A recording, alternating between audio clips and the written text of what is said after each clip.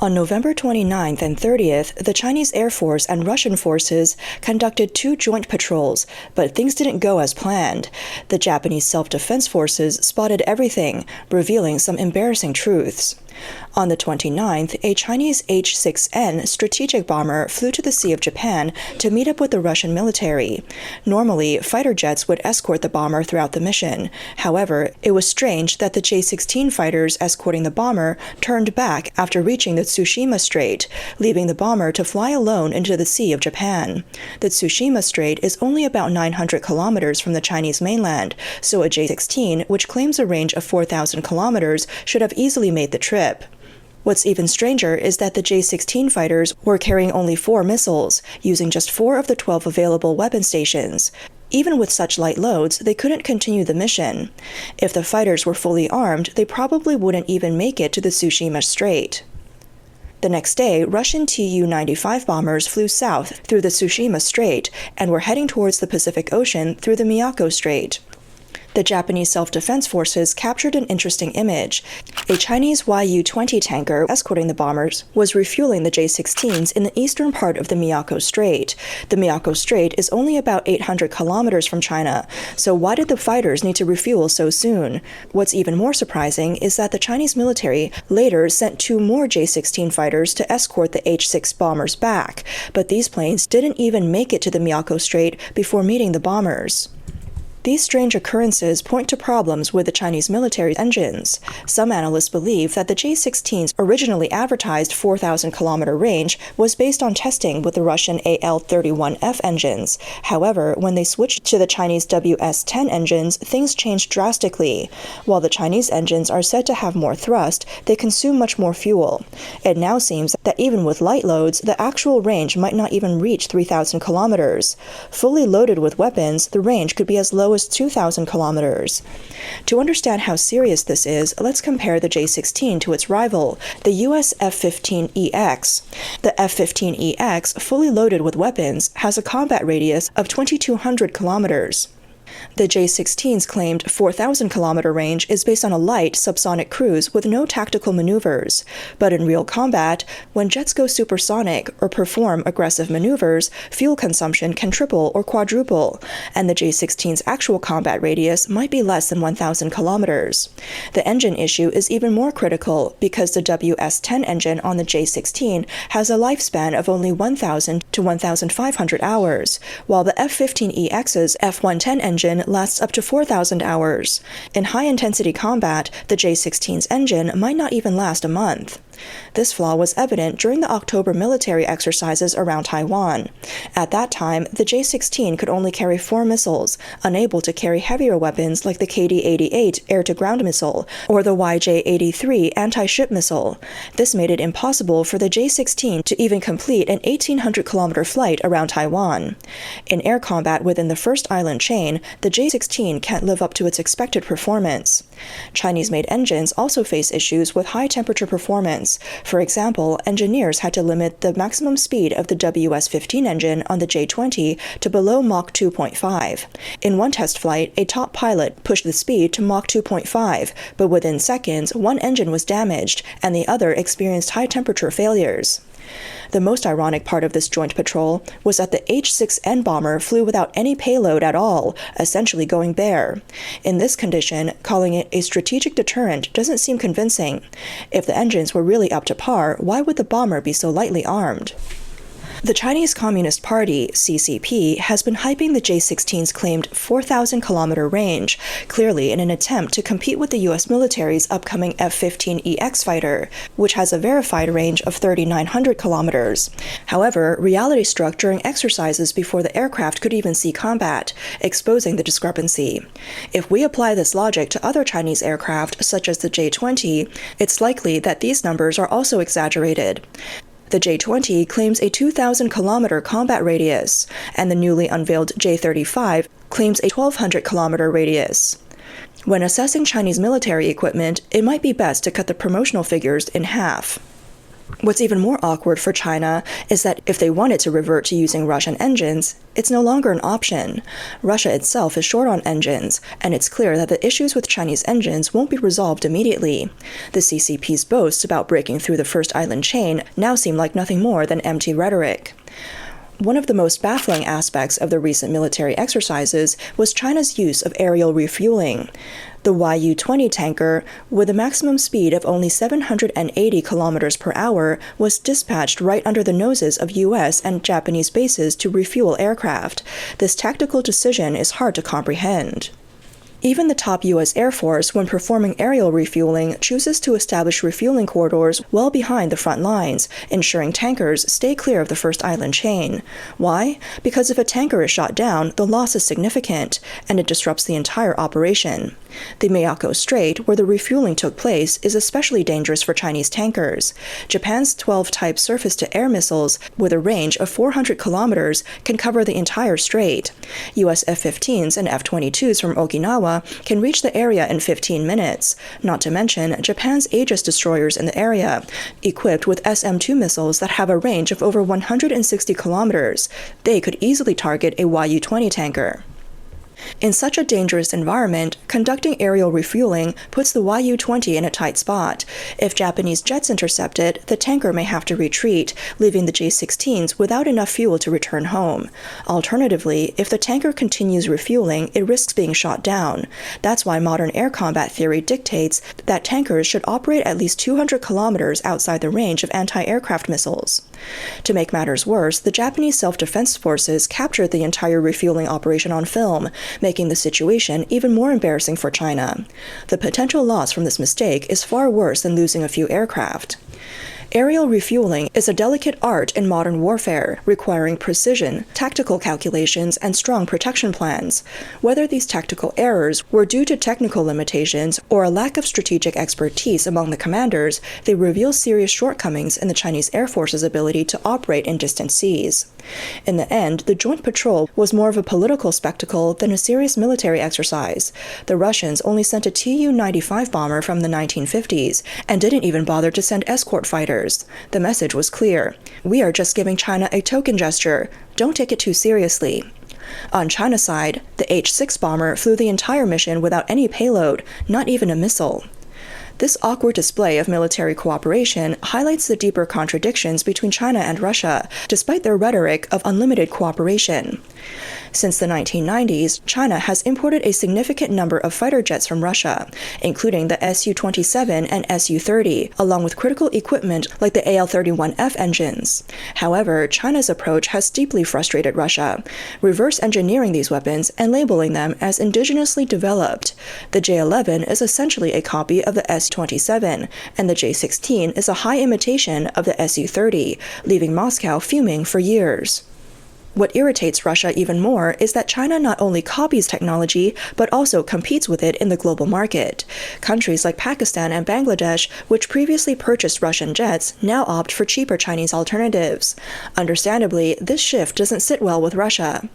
During the Ukraine war, China publicly showed support for Russia, but quietly withdrew many defense companies from the Russian market.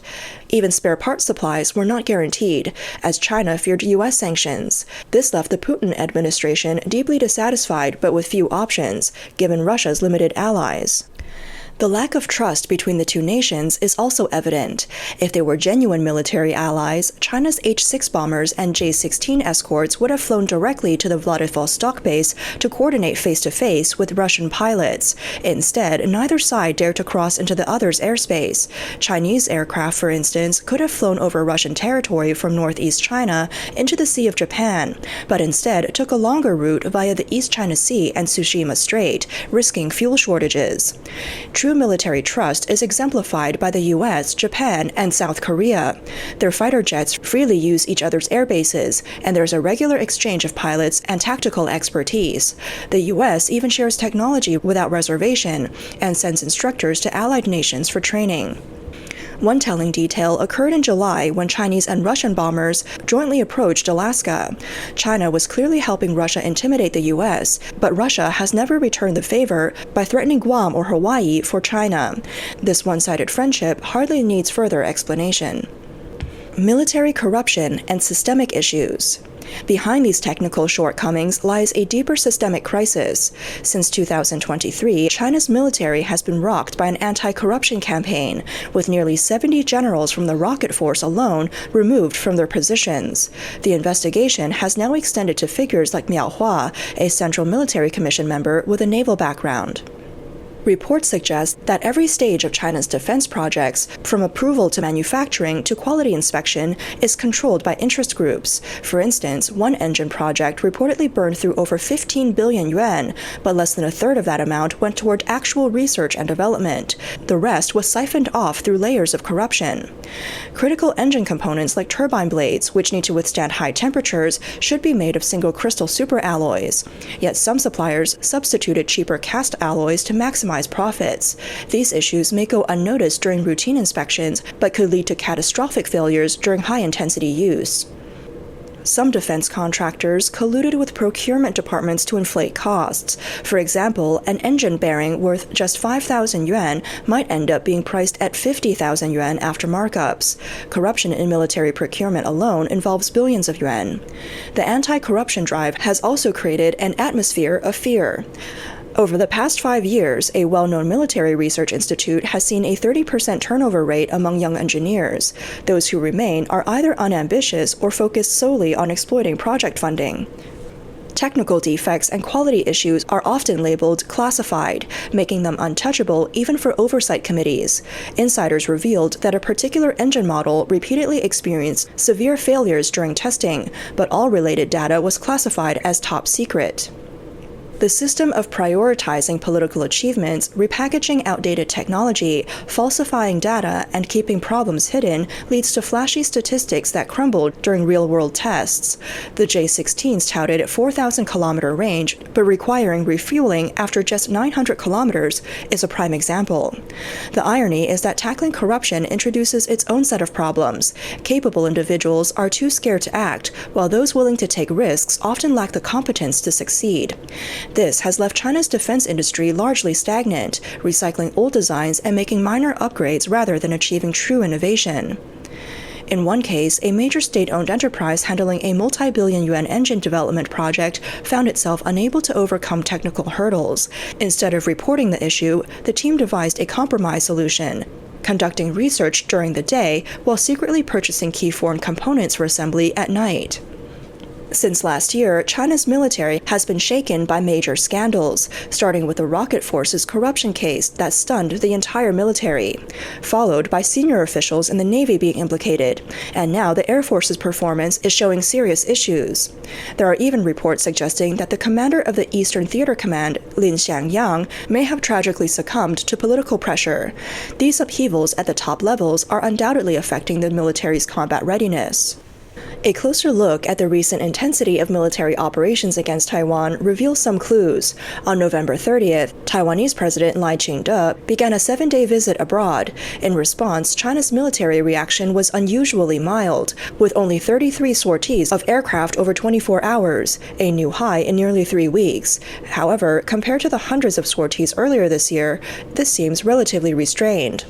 Even more telling is that during this period, the U.S. approved a new round of arms sales to Taiwan, yet China's reaction remained surprisingly subdued. This anomaly is likely related to the ongoing purge within the military leadership. The Eastern Theater Command, which is responsible for military operations against Taiwan, would be severely affected if the theater commander has truly fallen. When top military leaders are being investigated or removed, an authoritarian regime like China is unlikely to risk launching a large-scale military operation. This would involve handing over actual command to generals whose loyalty is now in question. The most dangerous aspect of the systemic crisis is that it cannot be solved simply by replacing a few generals or restructuring a few units. This is a problem that has built up over time throughout the entire military system, from the falsification of military equipment quality in defense industries to corruption from the highest levels all the way to the grassroots. Each of these issues is interconnected and deeply ingrained.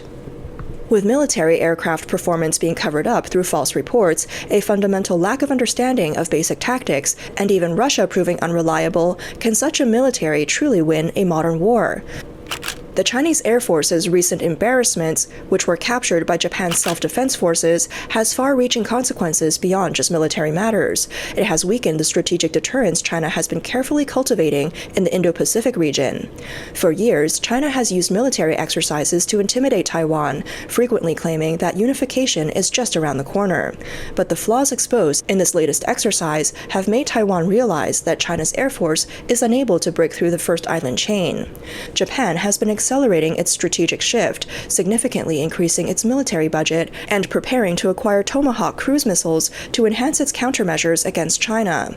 Normally, China would show its strength to intimidate Japan, but instead, this exercise has boosted Japan's military confidence. A report by Japan's Ministry of Defense openly stated that the Chinese Air Force has a fatal weakness in its long-range operations capabilities. For the United States, this exercise has practically delivered a gift of intelligence. The Pentagon has long been evaluating the combat capabilities of China's Air Force, and now they've received first-hand data. It turns out that China's main equipment, such as the J-16 and Y-20, are performing at less than half of the level that was claimed. The most embarrassing consequence is the impact on China's influence along the Belt and Road Initiative. China has been aggressively marketing weapons to these nations, particularly the J-16 fighter jet. Now, with this debacle, it's as though China has damaged its own brand. It's reported that Pakistan's Air Force, which has been interested in acquiring the J-16, may now reconsider. In Southeast Asia, countries involved in territorial disputes in the South China Sea, such as Vietnam and the Philippines, have long been wary of China's military threat. Seeing China's Air Force in such a weak state will likely lead them to adopt a more hardline stance on South China Sea issues. For India, air power has always been a key factor in the confrontation in the Himalayas. With the poor performance of China's main fighter jets now exposed, India's Air Force is more confident in maintaining air superiority in the high-altitude region. Reports suggest that India is accelerating its plans to acquire Rafale jets from France. The most ironic impact might be on North Korea. North Korea has long relied on China as a military ally, but this exercise has shown cracks at reliance. Some analysts believe that North Korea's recent shift towards Russia is due to the realization that China's nuclear umbrella may not be as reliable as they once thought. They might even suspect that China's military capabilities are weaker than Russia's. In international politics, military strength is the most tangible passport. China has spent years boasting about its military might, only for one exercise to expose its flaws. Moving forward, China will struggle to project its power in international affairs, especially when dealing with figures like Trump.